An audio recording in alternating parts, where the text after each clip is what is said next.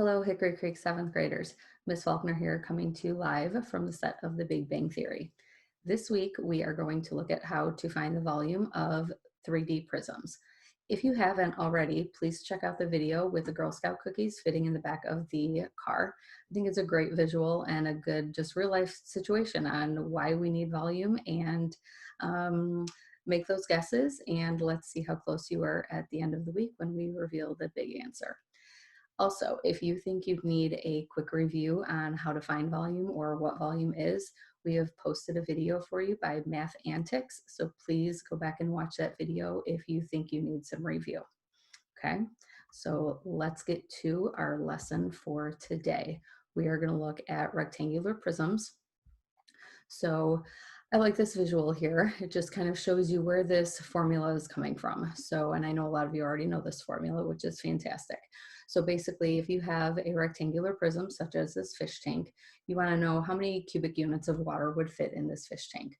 So they would start with finding out how many cubic units would fit on the bottom layer. So if we just take 8 times 5, we could fit 40 cubes on the bottom.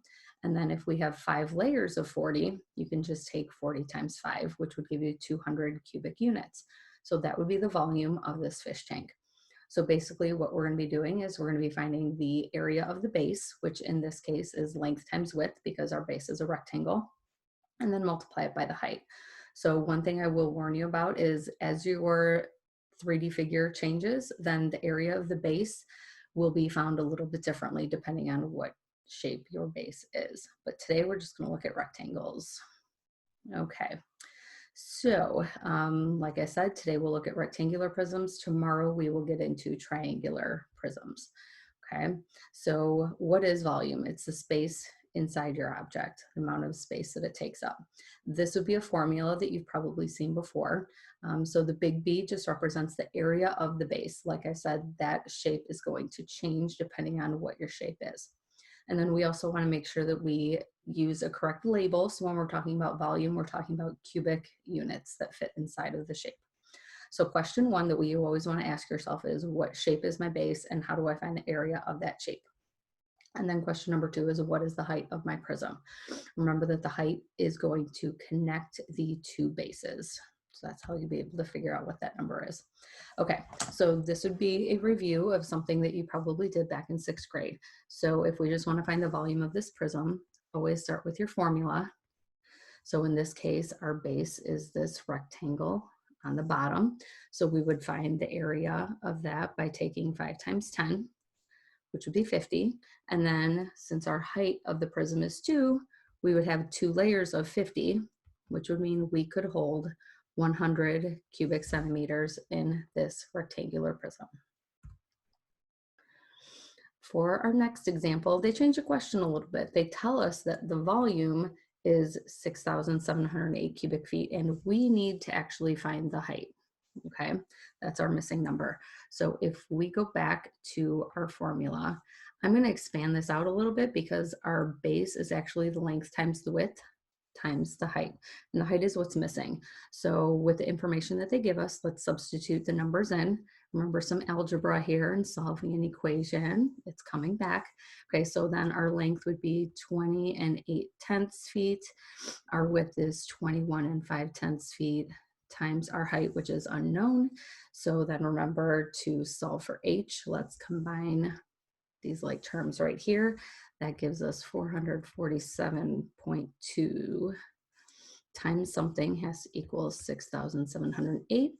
Remember inverse operations. So if we divide both sides, we can solve for h, which would be 15.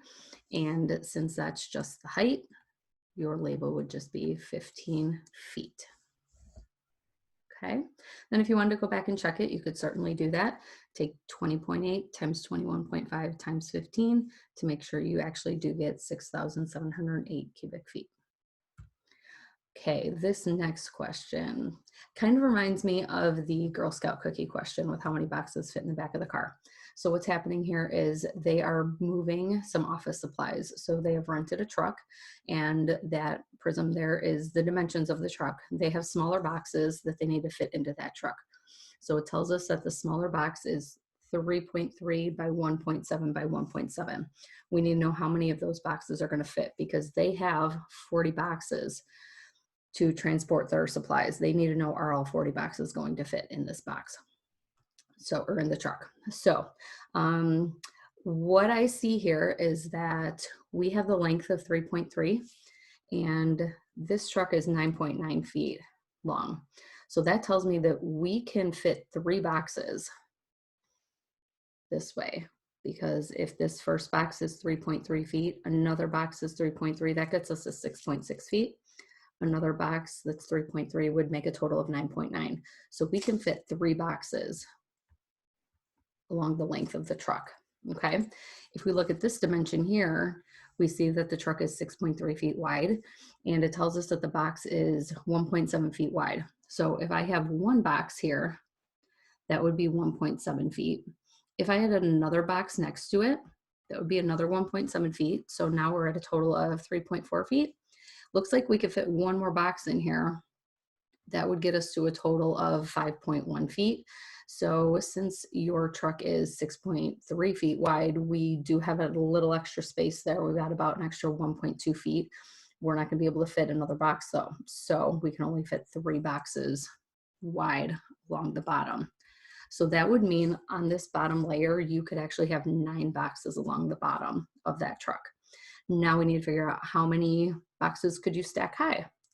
It tells us that the truck is 6.2 feet high, and the height of our small boxes are also 1.7, so same as the width. So again, if we stacked another layer on top, so now if we have 2 rows or 2 layers of boxes, that would be 3.4 feet high. If we stack another layer of boxes, that would get us up to 5.1 feet. So since our truck is actually 6.2 feet tall, we are going to have a little empty space up here at the top. We don't have enough room for another row of boxes because the boxes are 1.7. And right now we're at 5.1. We only have 1.1 feet left. So we don't have room for another layer.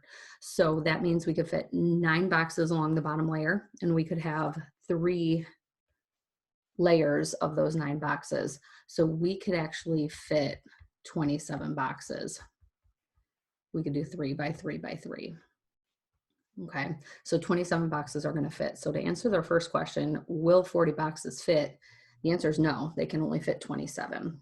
Okay, so they would have to make a second trip, or they'd have to get a second truck to fit the rest of their boxes.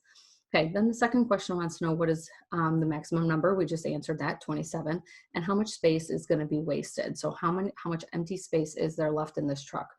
So what I would do for that, I'm going to answer that in the left over here, that space that we have left. So if we find the volume of the truck, and then we find the volume of the boxes and subtract those 2 numbers, that would tell us how much space is left over, okay? So for the volume of the truck, we would take those dimensions. So 9.9 times 6.3 times 6.2. So the volume of the truck is going to be 386.694. And then the volume of the boxes, each one was 3.3 by 1.7 by 1.7.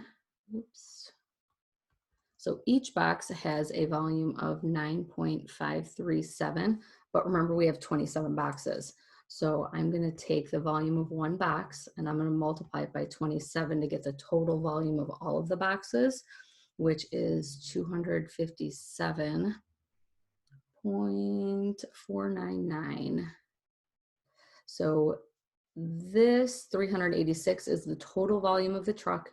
We have taken up 257 cubic feet of space with the boxes. So if we want to know how much space is left over or wasted, we can subtract those 2. So if we take 386.694 minus 257.499, that tells us that we have 129.195 cubic feet of extra space.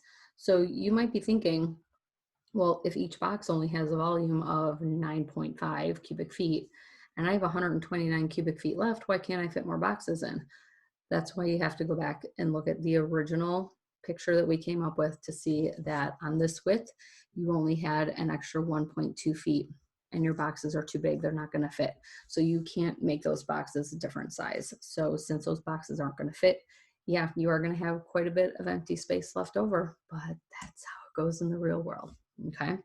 Um, Please feel free, go back and look at this video again. If I went too quickly, I apologize. I'm trying not to make these videos too long. And like I said, go back and watch that Math Antics video. If you do need more help, please check out the Girl Scout cookie question. I think it's kind of fun to watch. As always, please reach out to us if you guys need any help with anything. I will see you tomorrow when we talk about triangular prisms. So right now, if you can go into your HyperDoc and check out those 4 questions for Tuesday, you can show your work on your screen. You can also type it out if that works better for you. We did give you the answer key for you to check your work when you are done. Have a good day, guys. We'll see you tomorrow.